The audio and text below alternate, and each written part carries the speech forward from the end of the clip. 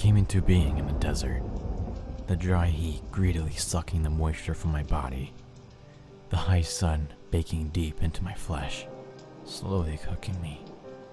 There was no shade, no water. My throat swelled and my head throbbed.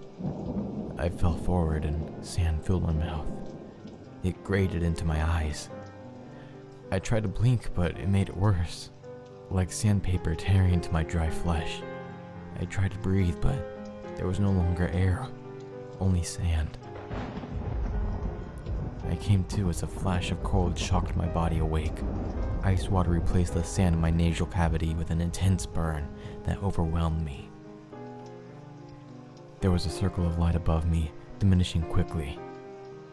I tried to swim towards it, but the water was thick, my muscles stiff. I no longer felt cold as I took my last breath. My lungs grew heavy as I continued to sink. I once again came to, but this time on a battlefield. Explosions surrounded me. The wet dirt below me was dark, and I realized that was the blood of my comrades soaking into the ground. I looked up just in time to see a bayonet plunge into my chest. I heard the crack in my ribcage as the blade sunk deep. The soldier, whose face blended into our surroundings, just one of many, forming a hive of destruction, pulled the weapon from me. It made a sick, slurping noise as it freed itself from my muscles and tore my skin.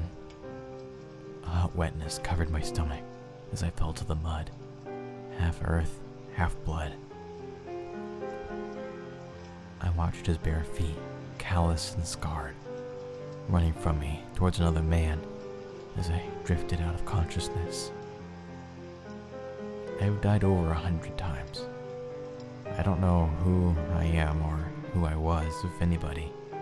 I don't know what I am, or if I'm anything. Maybe I am death itself, or maybe just his plaything. Some deaths have been short, and others felt like eternities. I once came into being only to feel a sharp pain in my chest before fading back into nothing. I awoke bound and gagged to a metal slab. A man stood above me and smiled, the blade in his hand glinting fiercely in the bare bulb above his head. I sit here now in an unknown place. It's like a hospital, except no one is sick, just old and useless. I try to ask my attendants where I am, told them about my past, warned them of my never-ending future. They tell me I have dementia, that I'm confused. They tell me more, but I can feel the information slip from my memory. My fingers ache as I type this, each stroke of the keys vibrating harshly through my thick, twisted hands. I don't have much time. I know what death feels like, and it's coming for me yet again. So I turn to you, dear internet. Find me. Save me.